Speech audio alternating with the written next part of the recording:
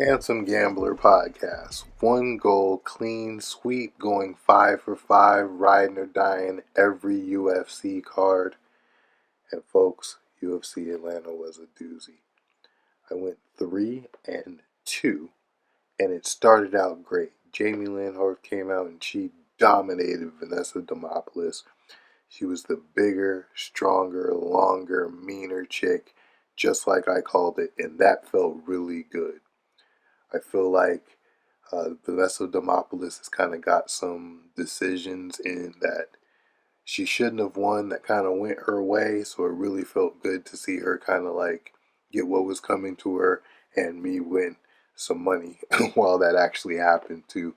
So very excited to win that first night and bet and get the night started right. Next, I had Ricky Simone over Cameron Smotherman. I told y'all that experience gap was too much. Smotherman's too susceptible to getting takedowns. Ricky's too good at getting takedowns.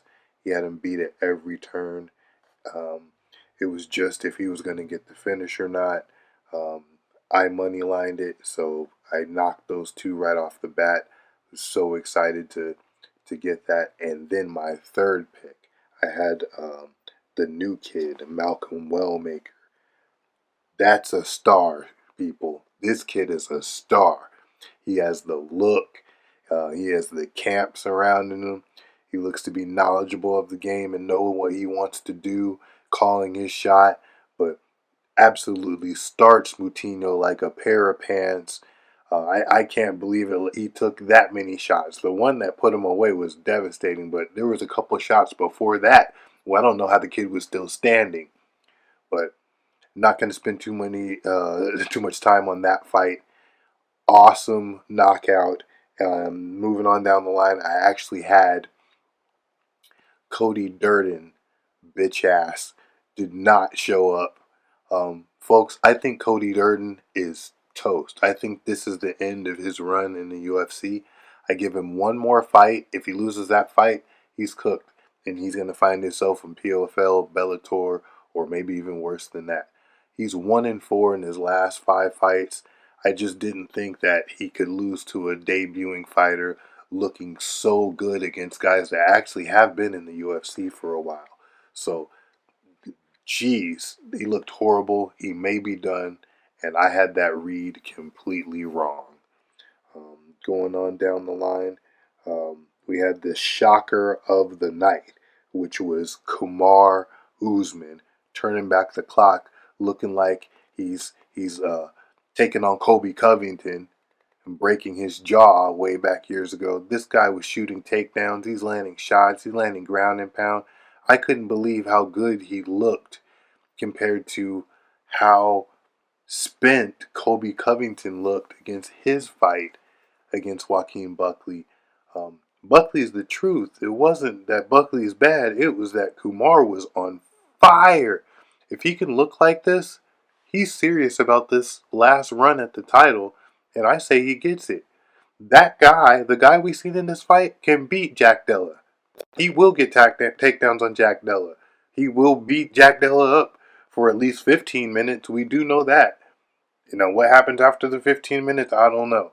But Kumar looked good. World beater done. I don't think any capper seen that coming, including myself. Nobody seen Kumar looking that good. I don't want to spend too much time on that. It was just such a shocker to see such a guy, old guy, 38 years old, basically turn back the clock and look like a world beater again. But I'm recalibrated. I'm locked in, and I got nothing but kill shots this weekend at UFC Azerbaijan, Baku, Azerbaijan. It's their first time there. This is going to be a crazy card. Crazy card. I'm taking Hamdi in the opener, taking on Mohammed the Motor Usman. If one Usman does it, the other Usman won't. I'm picking against him this weekend. Hamdi's got the wrestling advantage, Olympic level.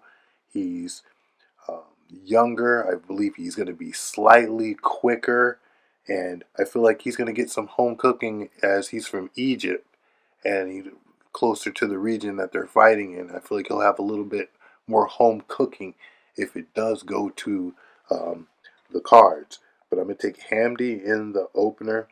Um, Football players don't do well in martial arts. Muhammad's actually been proving that wrong in his last couple of fights, but I feel like an MMA wrestler couldn't get him down in Mick Parkin. And then like a high school All-American, I think that's what Thomas the Train was or is, he couldn't get him down either. But now we're at a whole nother level. I feel like Hamdi's Olympic level Greco-Roman is gonna definitely get him to the ground, and he's gonna have some trouble this weekend. I'm taking Hamdi to get it done, maybe by a decision. The motor's tough. I'm gonna say Hamdi moneyline Handy decision.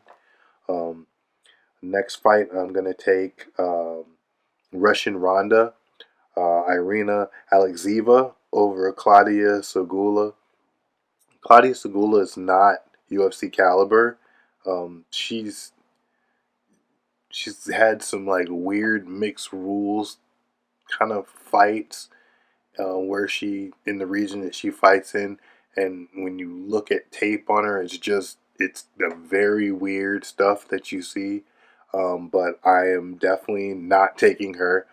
Um, Alexeva has a judo base. She's definitely the more physical of the two women, and she's a hunky lad, if you know what I mean. She definitely has um, the powerhouse look and the dress, and she's the tougher of the two. The Russian Ronda money line it. Moving on down the line, I'm going to take Nazim Sadikov over Nicholas Mata. Nazim, he gets hit, but he has a chin. It's weird. He's never been knocked out. He's going to get the home cooking if it goes to the cards. And I think this is a battle of of chin durability. They're both going to touch each other. It's just that Sadikov has a chin and Nicholas Mata no longer has one. So I feel like when Sadikov actually touches Nick, this fight most likely is going to be over. Versus when Nick touches Sadikov, Sadikov's going to be able to weather those storms and most likely bounce back and create his own situations for winning. And if it goes to the decision, I feel like the home cooking will definitely go his way. So the pick is Sadikov by knockout or decision. Money line it. Moving on down the line, I'm going to take Melissa Mullins over Dara Lesniakova. I think this is going to be sort of a repeat of their first fight as they fought before. Mullins is dog tough, and I feel like she's kind of like shortened the gap between their striking. She's evolved in her striking, and I feel like they're going to have a better, more competitive stand up than her just getting her ass whooped like in the first fight in the stand up. Now, on the flip side, I don't think Lesniakova has um, closed the gap in the grappling for um, if Mullins was to take her down, if she's going to have the whereabout to get back up or actually submit her. I feel like she's going to lose minutes and get beat up.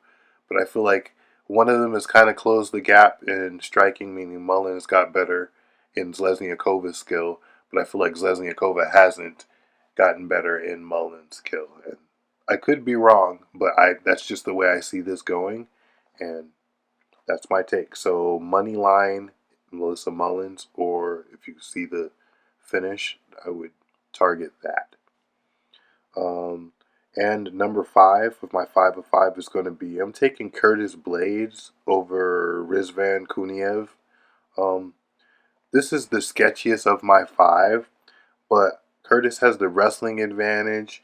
He has a strength of schedule advantage, meaning he's taking on the better competition, just UFC wise. Um, he has a like a pretty good reach advantage in this, and I feel like with it being 5 rounds, there's going to be a time where he eventually gets on top, and maybe he can finish at any time.